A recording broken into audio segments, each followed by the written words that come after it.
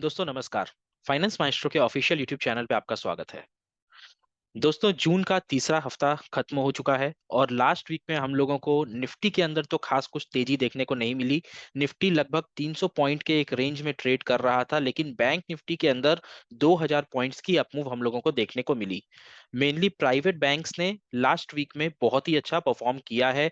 आपके पास अगर पोर्टफोलियो के अंदर आप HDFC bank, Kotak bank, ICICI, axis, IndusInd bank अगर आपके पास हैं तो आपको काफी अच्छी खासी प्रॉफिट यहाँ पे देखने को मिला होगा। अब लास्ट वीक के अंदर हम लोगों को क्या सीखने को मिला, लास्ट वीक के मार्केट ने हमें क्या सबक दिया, ये हम इस वीडियो में जानेंगे समझेंगे अपने पोर्टफोलियो के माध्यम से। आप लोगों को पता ही है पिछले 2 वीक से हम लोग अपने एक सब्सक्राइबर के पोर्टफोलियो को लेके चर्चा कर रहे हैं। उनके क्या डर हैं उस पोर्टफोलियो पे, जब कोई स्टॉक ऊपर की तरफ रन करता है तो उनका कैसा रिएक्शन होता है, कैसा इमोशंस प्ले में आता है। जब कोई स्टॉक एक जगह पे रुक जाता है तब वो क्या सोचते हैं, और हम जो कि उनके एडवाइजर हैं वो हमसे आके किस तरीके से सवाल करते हैं और क्या जानने की कोशिश करते हैं।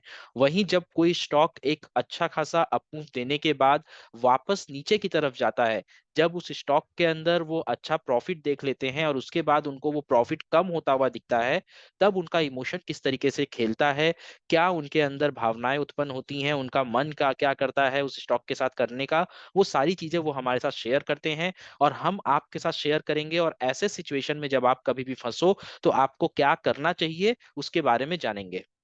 फिलहाल अगर हम सेक्टर्स की बात करेंगे तो इस वीक के अंदर निफ्टी में आईटी के अंदर और फर्टिलाइजर सेक्टर्स के अंदर भी हम लोगों को अच्छी तेजी देखने को मिली थी।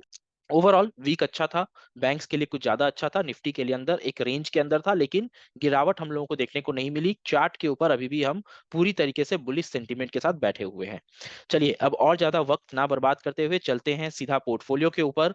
देखते हैं इस पोर्टफोलियो के माध्यम से इस वीक में हमने मार्केट का कौन सा सबक सीखा है। तो दोस्तों ये है इस वीक का अपडेटेड पोर्टफोलियो। जैसा कि आप ऊपर देख सकते हैं टोटल इन्वेस्टमेंट 79,409 है और टोटल इसका पोर्टफोलियो का वैल्यू अभी 93,437 हो चुका है। टोटल प्रॉफिट एंड लॉस हम लोगों को 14,000 के आसपास का दिख रहा है। लास्ट वीक से अगर हम इसे कंपेयर करेंगे तो लास्ट वीक, ये आपके सामने अब स्क्रीन पे लास्ट वीक का पोर्टफोलियो दिख रहा है। लास्ट वीक अगर आप यहाँ पे टोटल प्रॉफिट एंड लॉस में देखोगे तो 13,985, यानी कि लास्ट वीक से इस पोर्टफोलियो के अंदर बहुत ज्यादा कुछ अपमूव आया नहीं है। पोर्टफोलियो पूरी तरीके से स्टेबलाइज्ड है। हम लोगों को कुछ स्टॉक्स के अंदर बढ़त मिली है, कुछ स्टॉक्स के अंदर यहाँ पे गिरावट मिली है, लेकिन ओवरऑल अगर आप पूरे पोर्टफोलियो का स्ट्रक्चर देखोगे तो यहाँ पे स्टेबलाइज बना हुआ है।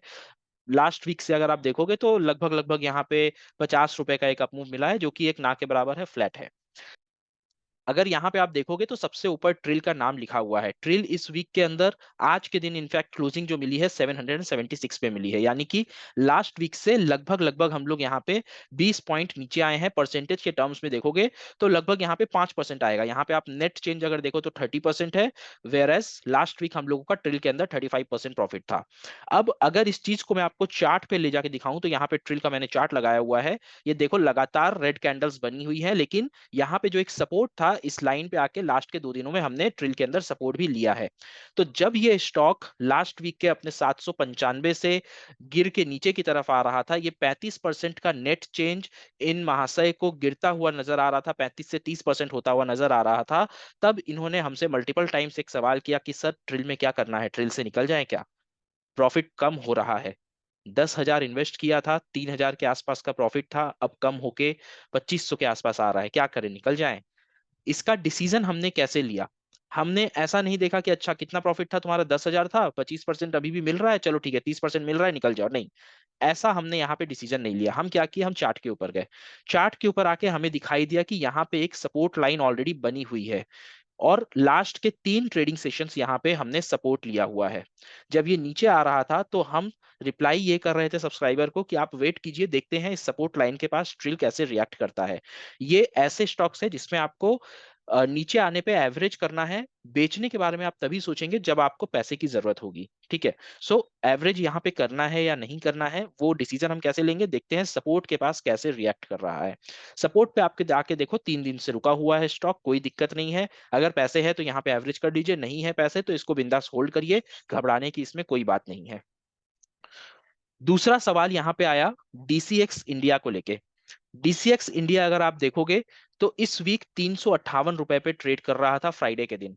वेर एज लास्ट फ्राइडे को अगर आप डीसीएक्स इंडिया देखोगे तो ये 358 रुपए पे उस दिन भी था।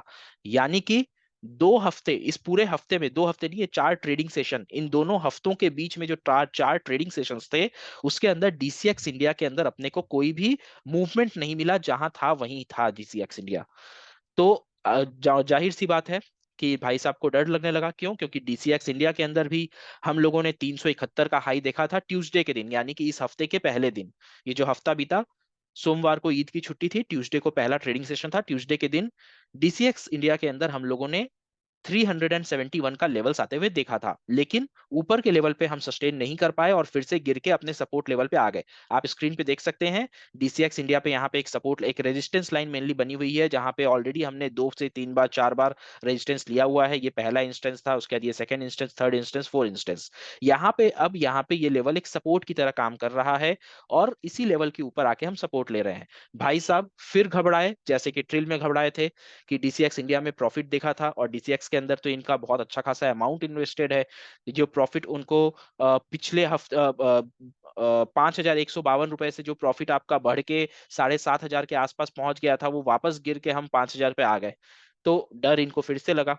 लेकिन अगेन हमने चार्ट देखा, चार्ट के अंदर दिखाई दे रहा है कि डीसीएक्स इंडिया में भी घबराने की कोई बात नहीं है। सपोर्ट लेवल पे आके स्टॉक खड़ा हुआ है। एक बहुत ही बेहतरीन डिफेंस सेक्टर से हमारा पिक है ये, इसको होल्ड करिए। उनको हिम्मत जताया हम लोगों ने, उन्होंने होल्ड करके रखा है, ये उनका स्टेटस है। अब आप बोलोगे कि स्टॉक के अंदर, ट्रिल के अंदर गिरावट आई, डीसीएक्स इंडिया जिसमें सबसे बड़ा अमाउंट लगा हुआ है वो यहाँ पे फ्लैट रहा।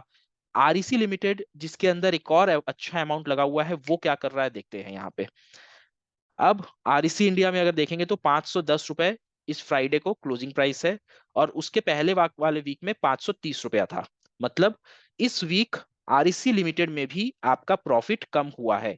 लास्ट वीक जो 24% प्रॉफिट दिख रहा था 5,132 रुपए का, वो इस वीक आते आते गिर के 4,142 रुपया हो गया। और प्रॉफिट परसेंटेज अगर आप देखो, 24% से गिर के यहाँ पे 19.5% के नीचे आ गया, यानी कि प्रॉफिट परसेंटेज में लगभग लगभग 4.5% की गिरावट। और ओवरऑल अगर आप अमाउंट के टर्म्स में, मनी टर्म्स में देखोगे तो 1,000 रुपए का यहाँ पे आपकी गिरावट हो गई है, प्रॉफिट में आपका नुकसान हो गया। सो ट्रिल के अंदर आपका प्रॉफिट में नुकसान हुआ, आरईसी के अंदर प्रॉफिट में नुकसान हुआ, डीसीएक्स के अंदर आपका प्रॉफिट में नुकसान नहीं हुआ। जहां थे वहीं हम लोग रह गए, पूरे हफ्ता हम लोगों ने बहुत ज्यादा कुछ किया नहीं, फ्लैट रह गए। ओवरऑल अगर आप देखो तो इस पोर्टफोलियो में जो 5 डिजिट में आपको अमाउंट दिख रहा है, यानी कि 10,000 या 10,000 के ऊपर का आपको यहाँ पे वैल्यू दिख रहा है, वो तीनों ही स्टॉक को अगर आप मिला लोगे तो ये पोर्टफोलियो इस वीक में कम से कम 2 से 2,500 के नेगेटिव में रहना चाहिए था। लेकिन पोर्टफोलियो तो नेगेटिव में नहीं गया, पोर्टफोलियो यहाँ पे बल्कि 50 रुपया ऊपर ही क्लोज किया है फ्राइडे को। ये हुआ कैसे? इसके होने के पीछे जो मेजर स्टॉक्स हैं वो है फैक्ट, और दूसरा है यहाँ पे टीटागढ़। कैसे? फैक्ट के अंदर अगर आप देखोगे तो यहाँ पे 794 रुपए में इनकी बाइंग की हुई थी, 794 रुपए में इन्होंने फैक्ट को खरीदा हुआ था। पिछले हफ्ते अगर आप देखो तो ये 779 रुपीज पे था। मतलब 1-2% के आसपास का लॉस था। क्योंकि अमाउंट बहुत छोटा है, आप इसको माइट भी सीरियसली नहीं लोगे। लेकिन आपको ये चीज समझने के बाद, सुनने के बाद ये समझ में आएगा कि कभी कभी जो छोटे स्टॉक्स होते हैं, जो अच्छे स्टॉक्स होते हैं, जिनके ऊपर आप क्वांटिटी बिल्ड नहीं करते हो, वो स्टॉक्स भी आपके पोर्टफोलियो को जरूरत पड़ने के ऊपर सपोर्ट दे सकते हैं। इस वीक अगर आप फैक्ट को देखोगे तो इसने फ्राइडे को जो क्लोजिंग दी है वो 1134 पे दी है। यानी कि लास्ट वीक 780 और इस वीक 1134, लगभग लगभग 50% का रिटर्न यहाँ पे फैक्ट के अंदर एक हफ्ते के अंदर मिला है। अगर आप प्रॉफिट परसेंट की बात करो तो जो स्टॉक यहाँ पे 29 रुपए के नुकसान में चल रहा था 1.83% के, वो स्टॉक इस सप्ताह आपको 680 रुपए का प्रॉफिट दिखा रहा है। परसेंटेज कितना है? 42.79, लगभग लगभग 43% का रिटर्न यहाँ पे है। अब इसके अंदर आप ये सोच ही सकते हो कि क्वांटिटी अगर बड़ी रखते तो बड़ा प्रॉफिट दिखता। ये सेम टू सेम इमोशन हमारे सब्सक्राइबर भाई साहब का भी था। उन्होंने भी हमसे यही कहा कि अरे सर, पता होता तो फैक्ट के अंदर सर बड़ा अमाउंट डाल देता, मेरे पास तो पैसे पड़े हुए हैं। फैक्ट के अंदर कॉन्फिडेंस नहीं था, क्योंकि इस कंपनी का नाम मैंने कभी सुना नहीं था। इस वजह से मैंने बहुत ज्यादा पैसे इसमें लगाए नहीं, सिर्फ आपके कहने पे 2 स्टॉक बाई किया था, और आज देखिए कितनी बड़ी मूवमेंट आ गई। अब जब ऐसा फैक्ट के अंदर हुआ ना, तो जिन्होंने जिस स्टॉक्स में इन्होंने बड़े पैसे लगाए थे, यानी कि डीसीएक्स इंडिया, ट्रिल, आरईसी लिमिटेड, जो कि एक जगह पे रुक गया या फिर नेगेटिव आ रहा है, यहाँ पे इनको फील होता है अरे यार यहाँ से ये तो स्टॉक बढ़ नहीं रहा है, ये स्टॉक एक ही जगह पे खड़ा हुआ है, इसके अंदर उल्टा हमको नुकसान हो रहा है, यहाँ से पैसे निकाल के हम फैक्ट में डाल देते हैं। ये उनके अंदर एक इमोशन उत्पन्न हुआ, जो उन्होंने हमारे साथ शेयर किया हमें फोन करके। इसका रिप्लाई हमारा बहुत ही सिंपल सा था कि आपने फैक्ट खरीदा। फैक्ट खरीदने के बाद आपने ये फैक्ट खरीदा था, ये 7 तारीख का पोर्टफोलियो, 7 से 14 वाले वीक में, 7 to 14 वाले वीक में आपने फैक्ट खरीदा 794 पे। उस वीक में फैक्ट ने आपको कोई रिटर्न नहीं दिया, उल्टा आपको फैक्ट में नुकसान हो रहा था। आप एक हफ्ते पहले आके हमें बोल रहे थे कि सर अच्छा हुआ 2 ही क्वांटिटी खरीदा, इस स्टॉक के अंदर मेरे को भरोसा नहीं था। आपको याद होगा आपने ऐसा कहा था। आज देखिए, आज आपके व्यक्तित्व इसी इस पर्टिकुलर स्टॉक के प्रति बदल चुके हैं, आपके विचार यहाँ पे बदल चुके हैं पूरी तरीके से। आप कह रहे हैं कि फैक्ट में और बड़ा पैसा लगाता तो और मजा आता। ऐसा क्यों हुआ? क्योंकि फैक्ट का दाम बढ़ गया। इसका मतलब ये नहीं है कि फैक्ट एक बहुत अच्छी कंपनी है, आप अपना सब कुछ बेच बाच के फैक्ट में पैसा लगा दो। नहीं, इसका मतलब ये होता है कि फैक्ट एक बहुत ज्यादा बेकार कंपनी है, इसको पंप एंड डंप करके पैसा बढ़ाया जा रहा है। आपने कंपनी के ऊपर आपका कॉन्फिडेंस नहीं था, आपने कम स्टॉक खरीदा था उस पे। यहाँ पे प्राइस बढ़ रहा है तो आपको कम प्रॉफिट मिलेगा, प्राइस घटेगा तो आपका कम लॉस होगा। बात दोनों जगह सेम है। मेन पॉइंट ये है कि आपने जिस स्टॉक में पैसे लगाए हैं, वो पर्टिकुलर स्टॉक आपको किस तरीके से बिहेव करा रहा है, किस तरीके से आपका बेसिकली पेशेंस टेस्ट कर रहा है, वो आपके लिए बहुत ज्यादा इंपॉर्टेंट है। उसको कंट्रोल करना आपके लिए बहुत ज्यादा इंपॉर्टेंट है। आपने डीसीएक्स का भी चार्ट देखा, आपने ट्रिल का भी चार्ट देख लिया, आपने आरईसी लिमिटेड का भी चार्ट देख लिया। तीनों ही चार्ट के अंदर आपको बहुत ही क्रिस्टल क्लियर यहाँ पे एक इंडिकेशन मिल रहा है कि स्टॉक कंसोलिडेट कर रहा है एक अपमूव के बाद, और इसके अंदर जब एक इनसाइड कैंडल ब्रेकआउट होगा, एक कंसोलिडेशन का ब्रेकआउट होगा, हो सकता है अगले वीक में हो, तो जो ज्यादा पैसे वाले स्टॉक है वो आपको प्रॉफिट देंगे।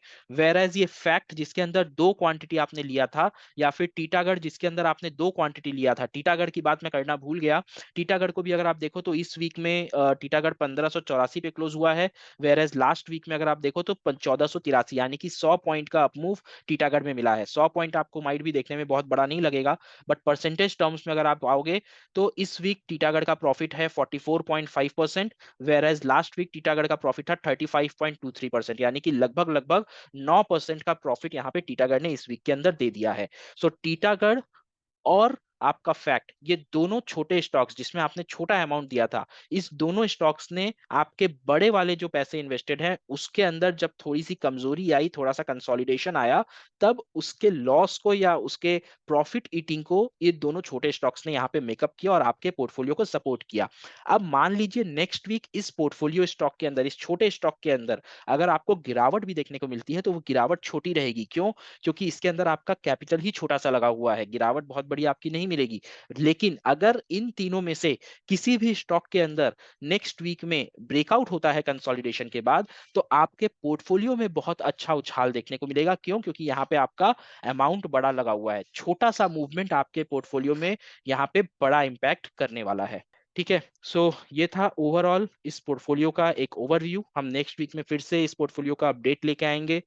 बीच में एक दो पोर्टफोलियोज और हैं जिनसे हम लोग कुछ कुछ सीखे हैं, कुछ कुछ बातें समझ में आई हैं, तो वो भी आपके साथ शेयर करेंगे। अगर आप लोग इंटरेस्टेड हैं जानने में तो कमेंट बॉक्स में यस लिखिएगा, डेफिनेटली उसके ऊपर हम एक वीडियो बनाएंगे। और इस पर्टिकुलर पोर्टफोलियो रिगार्डिंग या इस पर्टिकुलर वीडियो में जो हमने सीखा, जो हमने समझा, उसके रिगार्डिंग अगर आपके पास कोई भी सवाल है, कुछ भी आपके यहाँ पे सजेशंस हैं, तो आप जरूर कमेंट में बताइएगा। वीडियो पसंद आई हो वीडियो को लाइक करिएगा, और चैनल पे अगर आपने नए अभी तक सब्सक्राइब नहीं किया है, आप नए हैं तो चैनल को सब्सक्राइब कीजिएगा। चलिए दोस्तों, मिलते हैं अगले वीडियो में, तब तक अपना बहुत ख्याल रखिए, सुरक्षित रहिए। जय हिंद, जय भारत।